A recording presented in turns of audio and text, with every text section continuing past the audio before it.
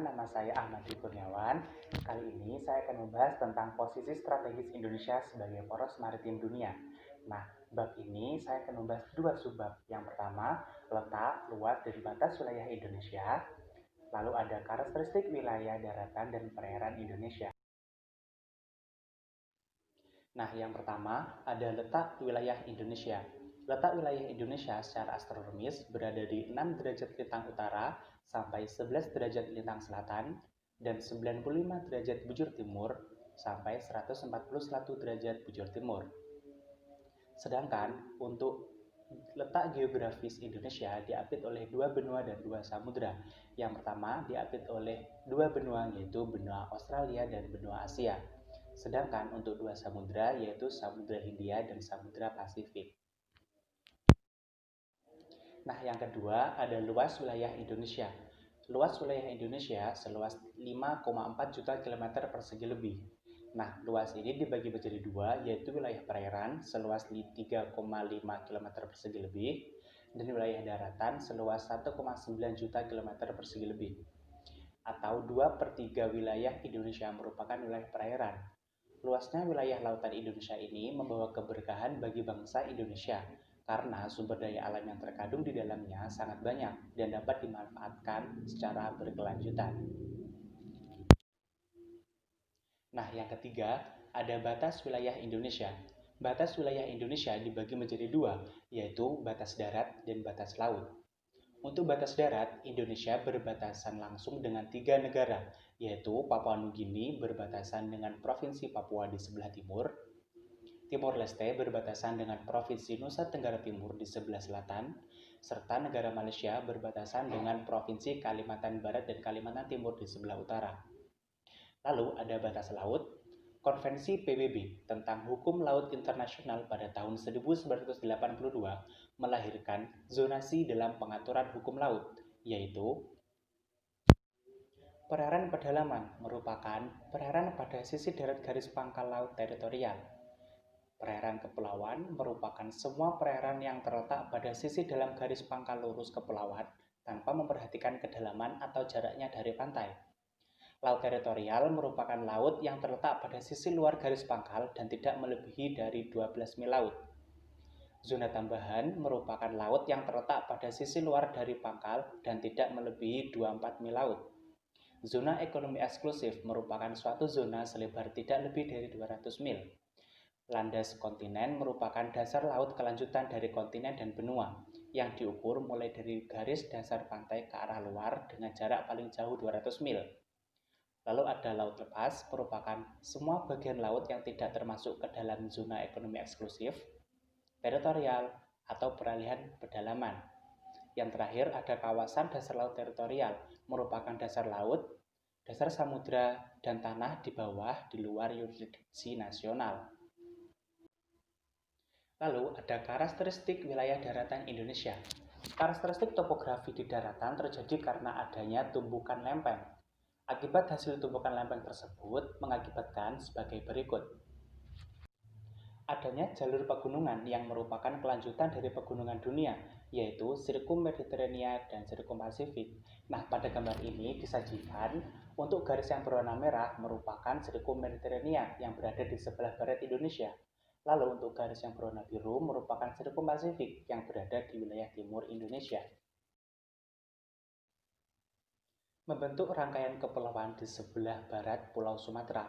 Nah, untuk gambar ini merupakan pulau-pulau yang ada di barat Pulau Sumatera, yaitu ada Pulau Simelau, Pulau Nias, Pulau Siberut, dan Pulau Enggano. Membentuk daratan dari hasil proses pengangkatan dasar laut, seperti contohnya Pegunungan Jayawijaya di Papua, Maros di Sulawesi Selatan, Pegunungan Sewu di Yogyakarta, dan Padalarang di Jawa Barat. Nah, untuk gambar ini merupakan contoh pegunungan yang ada di Yogyakarta, yaitu Pegunungan Sewu. Membentuk jalur patahan yang sangat berpotensi terjadinya gempa bumi. Nah, untuk jalur patahan ini berada di sekitar Pulau Sumatera, Pulau Jawa dan Nusa Tenggara, lalu ke arah utara ke Kepulauan Maluku sampai ke utara ke negara Filipina. Selain itu, zona tumbukan lempeng tektonik juga membentuk jalur gunung api aktif, yang mana jalur gunung api aktif ini terbentang dari Pulau Sumatera, Pulau Jawa dan Nusa Tenggara ke arah utara ke Kepulauan Maluku sampai ke negara Filipina. Nah, untuk karakteristik wilayah perairan Indonesia, secara biofisik, wilayah laut dapat dibagi berdasarkan daerah permukaan atau pelagik maupun daerah dasar laut atau bentik. Selain itu, dapat dibagi secara horizontal maupun vertikal. Daerah pelagik dapat dibedakan secara horizontal ke beberapa zona, yaitu yang pertama yaitu zona neritik, yaitu zona perairan yang terletak di atas paparan benua. Daerah dasar atau zona bentik yang terletak di bawah zona neritik pada paparan benua disebut zona paparan atau sublitoral. Daerah peralihan dari zona sublitoral dengan daratan disebut zona litoral dan esturia. Yang kedua, ada zona oseanik, yaitu semua perairan terbuka, seperti contohnya samudera. Berdasarkan daya tembus cahaya matahari terhadap air laut, secara vertikal, daerah pelagik dibedakan sebagai berikut. Yang pertama, ada zona fontik, yaitu perairan pelagik yang mendapatkan cahaya matahari yang memiliki kedalaman 100-500 meter. Yang kedua, ada zona afotik, yaitu perairan pelagik yang tidak tembus cahaya matahari, sehingga daerah ini gelap. Zona afotik dibagi menjadi beberapa. Yang pertama, zona mesopelagik dengan kedalaman 700-1000 meter. Yang kedua, zona batipelagik dengan kedalaman 1000-4000 meter. Yang ketiga, ada zona abisal pelagik dengan kedalaman 4000-6000 meter. Dan yang terakhir, keempat, zona hadal pelagik dengan kedalaman lebih dari 6000 meter. Berdasarkan topografi dasar laut, perairan Indonesia terdiri atas perairan laut dangkal atau paparan dan perairan laut dalam atau jeluk. Paparan yang terdapat di Indonesia yaitu paparan Sunda dan paparan Arafura Sahul. Sedangkan perairan laut dalam antara lain Laut Banda dan Laut Sulawesi. Yang pertama ada paparan Sunda. Pada awalnya, paparan Sunda merupakan sebuah daratan yang menghubungkan Pulau Sumatera, Pulau Jawa, dan Pulau Kalimantan dan daratan Sumatera. Tetapi karena pencairan es pada zaman Pleistosen, maka paparan Sunda terendam dan terbentuk Pulau Sumatera, Pulau Jawa, dan Pulau Kalimantan. Salah satu bukti bahwa paparan Sunda dulunya merupakan daratan yaitu terdapat aliran sungai purba yang mengalir di bawah Laut Jawa, disebut Sungai Sunda Selatan. Nah, pada gambar ini disajikan untuk wilayah paparan Sunda berada di sebelah barat Indonesia, yaitu sekitar Pulau Kalimantan, Pulau Jawa, serta Pulau Sumatera. Lalu selanjutnya ada paparan Arafura Sahul. Pada awalnya paparan ini terbentuk pada zaman Pleistosen. Paparan ini merupakan daratan sehingga menghubungkan Pulau Papua, Kepulauan Aru, dan Australia. Akan tetapi Kepulauan Aru dan Kepulauan Kei tidak pernah bersatu meski lokasinya berdekatan karena di tengah-tengahnya terdapat basin Aru yang sangat dalam. Salah satu bukti bahwa Kepulauan Aru pernah bersatu dengan Papua adalah kesamaan flora dan faunanya, sedangkan tidak memiliki kesamaan flora dan fauna dengan Kepulauan Kei. Pada gambar ini disajikan untuk paparan Arafura Sahul berada di sebelah timur Indonesia, yaitu menghubungkan Pulau Papua dan sekitarnya dengan benua Australia. Nah, yang selanjutnya ada perairan laut dalam. Untuk perairan laut dalam terletak di antara paparan Sunda dan paparan Sahul Arafura. Tetapi, topografi dasar laut di perairan laut ini sangat kompleks dengan berbagai bentuk basin dan palung. Topografi dasar laut dalam dapat diklasifikasikan sebagai berikut.